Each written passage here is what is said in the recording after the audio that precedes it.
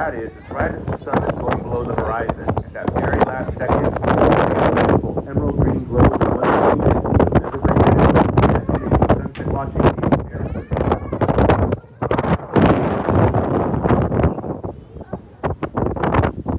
Hey Dave, where are the Southern California sandy beaches at? That have a nice boardwalk where I can ride a bike or roller skate, hold hands and watch the sunset. Well, I always say you need to go to the beach for that. And the reason is, it's a west-facing beach, which means 365 days a year, you can stand on the shore and watch the sun as it dips into the ocean. And if you have to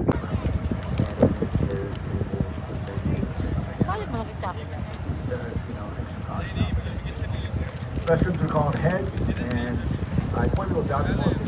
We have one on the main deck and the middle deck. So you get the starboard right inside of those. All right, our first officer is going to be giving you the narration of what you see on the right off the starboard side. Once again, welcome aboard. This is your captain. That is all.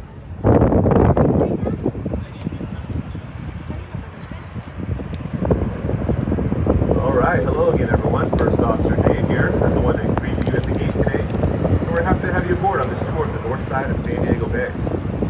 Quite literally, is that large black sailing ship with a red stripe on the bottom.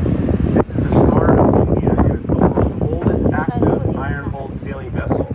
It was built in 1863 and has made 21 circumnavigations around the globe.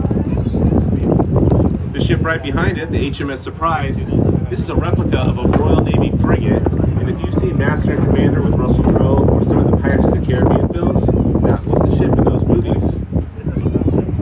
There's a lot of history here, but I'll mention these last two sailing ships right up close to us. The black and white one, the California, is the official tall ship of the state of California, and it's the type of ship that they used to patrol off the coast of California during the gold rush. And then right behind it, that piratey looking ship, the San Salvador, is a replica built right here in San Diego of the ship that Juan Rodriguez Cabrillo, the first European settler to sail in and discover San Diego Bay on, was in the year 1542. Now a couple more things in that direction. If you walk a couple blocks up the hill behind the Maritime Museum, you're going to find the community of Little Italy. Yeah. If you love all things Italian, you need to take a stroll up there, shop after shop, restaurant after restaurant. Definitely a great place to check out. And then lastly, if you look up beyond the buildings, you might notice there's a tree line up on that ridge. Well, that's where you're going to find our historic Balboa Park located. Balboa Park was built in 1868, and it has 16 museums, 17 gardens, and 20 attractions and theaters, including the world-famous San Diego Zoo.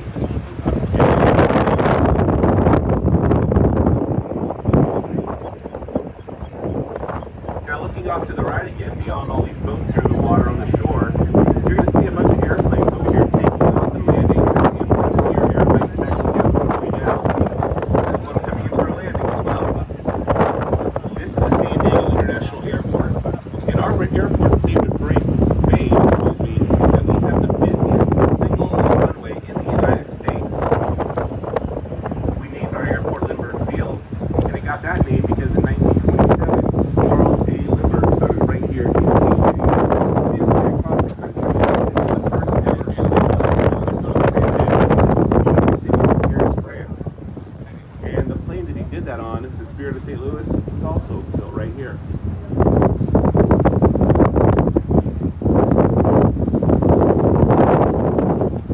Coming up next, right along the shore, is the island of Harbor Island called Tom Ham's Lighthouse. It's the one with the houses across over there. And there's that building on top of the lighthouse. There's a channel. You can see the Coast Guard just heading towards it. But the shore on the other side of the channel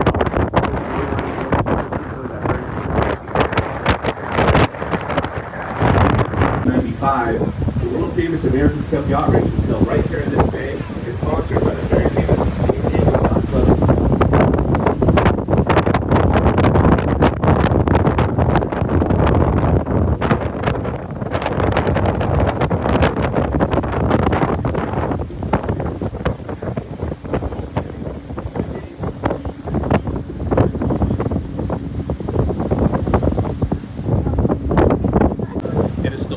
Navy shore establishment in San Diego, being constructed in 1901.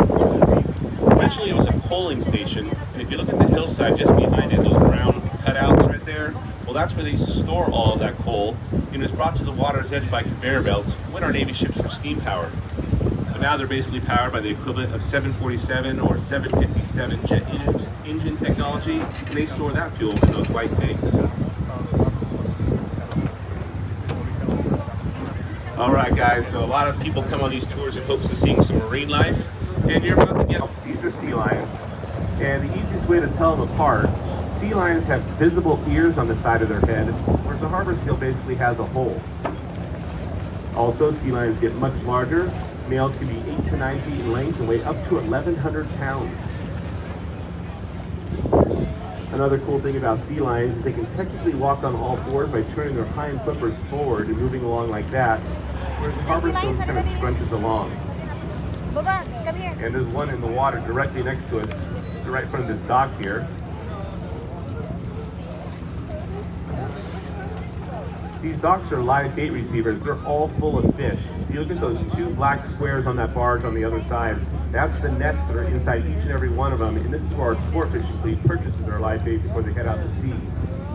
But this is the reason all these birds and sea lions are hanging out here, because they're trying to get a free meal out of the deal. Now, if you're a bird lover, I don't want to leave those out. See, there's 2 white birds just on the other side of this building next to us. That's the snowy white egret, the official bird of the Audubon Society. And these black ones are called cormorants. They're marine birds that primarily live on the Channel Islands just off the coast of California. And we have some brown pelicans as well. And of course, the infamous seagull, if you've never seen one of those before. Oh great, look at this little sea lion right here on this mooring ball at the very end. That's the best photo of the trip. Now look at that sea lion. Aww. Oh, he's posing for you guys. I hope you're getting it. Oh yeah. Well, I hope you guys got a good look at those animals. Sea lions are adorable, but I do not recommend trying to kiss them. So now, right, we have a fence floating in the water, and this is called an asset protection barrier, put in place after the events of 9/11 to keep people from getting too close to our naval vessels. And this particular barrier here protects submarine-based San Diego. And it looks like most of them are out right now, but if you can look at this warship against the shore, there's a Los Angeles-class nuclear-powered submarine in the water. It's got some scaffolding around its conning car. You'll be able to see it when we move a little further forward.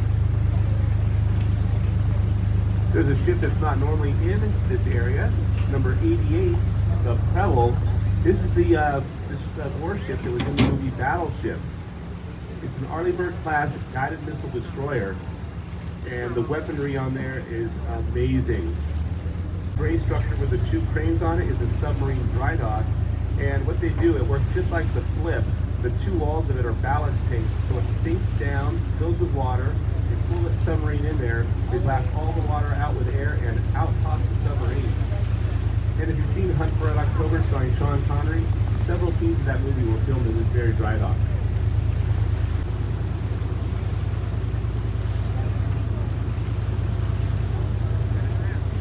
Alright guys, as we make this turn, there it is, the only entrance and exit to San Diego Bay, the Great Pacific Ocean.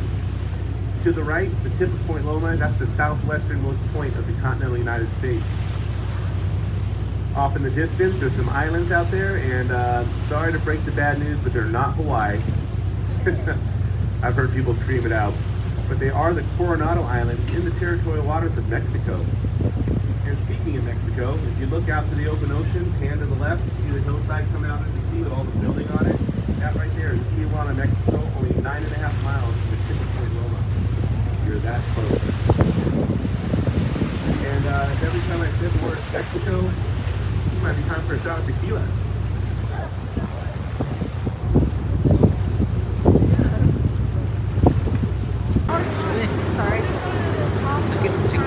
Yep, I see you got it, sir. That's it. It's the one that has the red on top of the rotor in the middle. This helicopter is the Fire Scout, and it's a Navy drone helicopter. So they actually carry these on board our littoral combat ships. They have a very big